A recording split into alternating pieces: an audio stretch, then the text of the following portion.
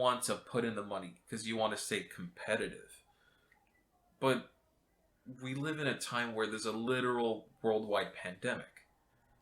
Why are you trying to compete the prices when you should be competing for getting the top quality care, which you say you want? And in order to get the top quality care, you need to pay your workers.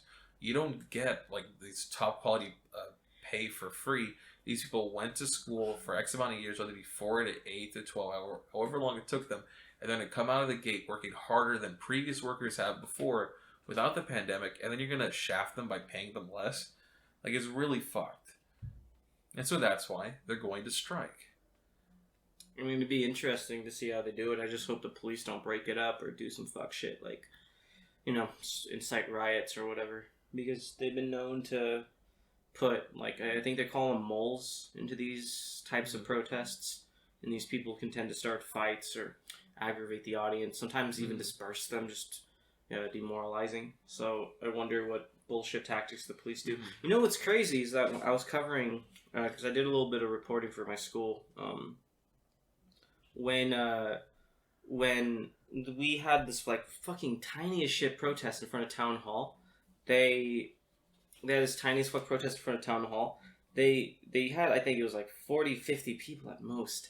And if you go around the corner, there was a parking structure literally 2 blocks away, 3 blocks away. Yeah. Just fucking decked out with cops, like 20, 30 dudes, all on standby. I went up to one of them because I'm a fucking idiot. And I'm also white, so if they beat me up, I can sue. I asked them, like, hey, what's going on? 20 cops, by the way. Unmarked cars, some marked cars. Yeah, I noticed there were so many Crown Vics that were unmarked with tinted windows. And I was like, what the fuck? Like, you guys brought in the reserves. Nah, yeah, they're going to There's barely any Crown Vics on the road anymore.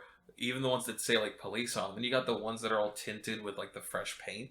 And there's literally, like 50 people protesting. And there's, like 30, 40 of you guys.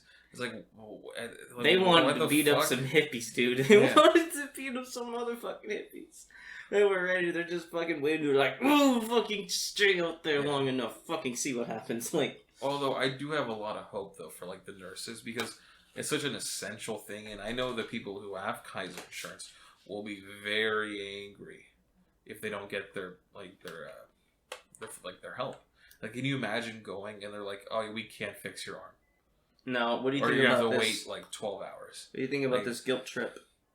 Oh, yeah. We ask that our employees reject a call to walk away from the patients who need them. Our priority is to continue to provide our members with high quality, safe care. You look at that one too. Safe care.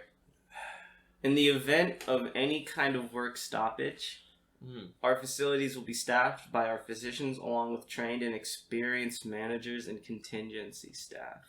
So they're gonna get either they're gonna get all the fucking managers or they're gonna get all the part-timers, pick them up off the fucking street. The people that they're not gonna hire or they weren't hiring before, and they're gonna bring them up to break a picket line. Ain't that scummy? I mean, if your priority is to give people high quality care, but you say that you don't want to pay for it, then I mean, is that really your priority? It's like, we want to, but we don't want to dip into the 44 billion we have. Times are tight. Times are very tight. You know? We don't got all the when you're one of the biggest health care providers in California.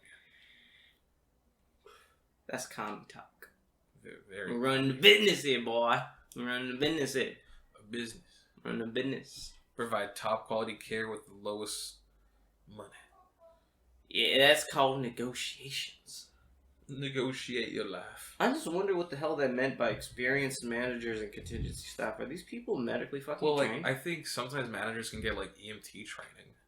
Or like they'll learn some things, but like I don't think a manager could be like a fucking doctor. Maybe there's some doctors who become managers. There was a similar story to this where it was like they're gonna make their fucking like corporate staff work at Jack in the Box, I think. It was like the Jack in the Box. Jesus.